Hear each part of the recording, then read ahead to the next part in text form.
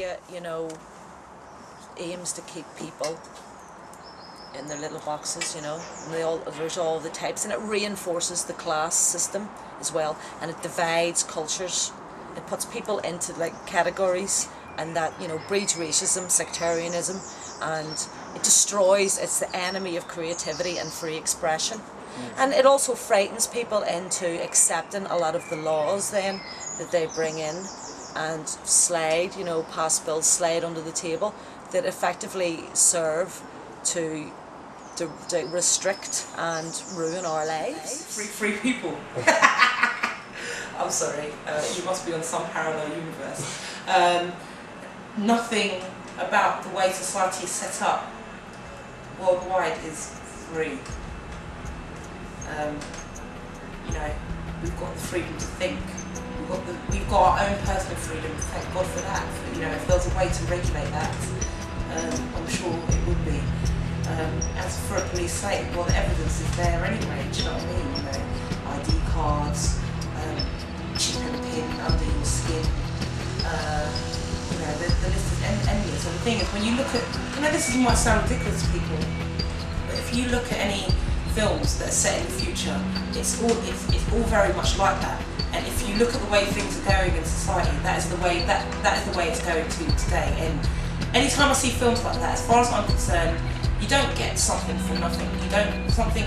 An idea doesn't materialise out of thin air. It's everything.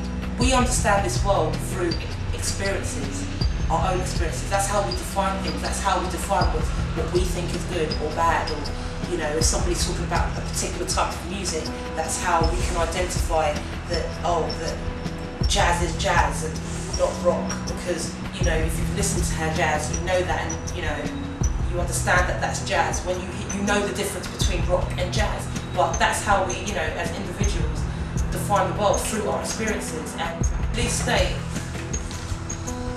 of course we are.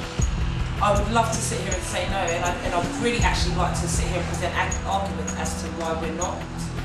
But the evidence is there. It's there. Of course it is. Of course it is.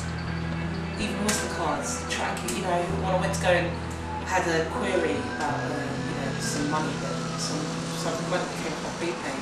The guy sitting there telling me, well, you was here at this time. Blah blah blah. It's all going that way. It's all going that way. Very much so. Yeah, you soon, you know, we're aware of the satellites that they've got up there, and, you know, if we were one of these, you know, fugitives wanted by the government, CIA or whoever, we could be pinpointed. Do you know what I mean? They've got the technology, everything's in place basically, everything's there.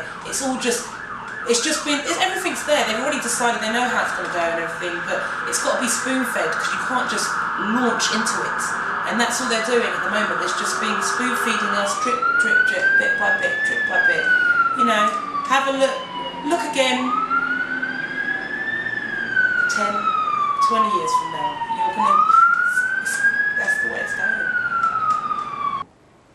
We're heading into a military state. Forget police. It's gone past police. Police don't do anything no more, it's the military.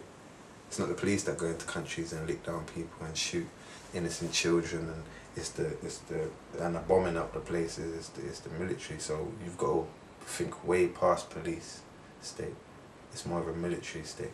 To be honest with you, I wouldn't be surprised in the next 3 years the police become the military and they all become one, because that's what they're looking to do anyway. It's going, well, the way that it started pretty much was just about oil. We want, you know, the Americans wanted the oil, so they said that, you know, oh yeah, this guy, he's ruling his country. You know, they didn't care before when they were getting the oil, you know, and there was no, but as soon as the Iraqis were threatening to stop the flow of oil, you know, and they built this pipeline. This is what the first Gulf War was about. Was a massive pipeline, and I'm pretty shocked, well, pretty disheartened when to say, you know, I worked out there, and I heard stories about villages not being moved or just wiped out hundreds of people buried in shallow graves in the desert to build a pipeline for oil so they could redirect the oil. You know, that's like, as much as, you know, okay, we need oil because without oil we've got no rubber, we've got no cars, we've got no power, you know, because the Americans are too busy just consuming everything that they see and not spending enough time thinking about the consequences. So I don't think, no, it's not going to end in peace, because there's still people out there that want to destroy this Western civilization that we live in, because to them we are, you know, we are Satan, you know.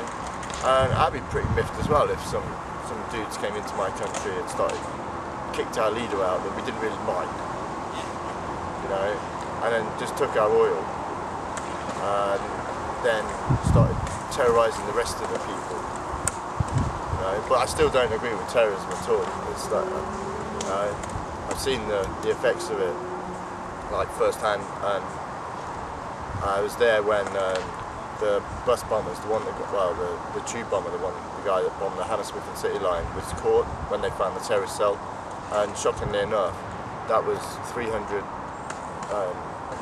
feet from my house. And I was there when the SO-19 went in. I filmed it, I watched them go in, I watched them prepare. And at the end of the day, if there wasn't such a media circus, they would have shot the guy there and then, just to prove a point, to send a point back to the terrorists instead of sending him to Guantanamo Bay or whatever they did with him. I don't know. But yeah, it doesn't solve anything. Sitting down talking about it doesn't solve anything, so we're buggered.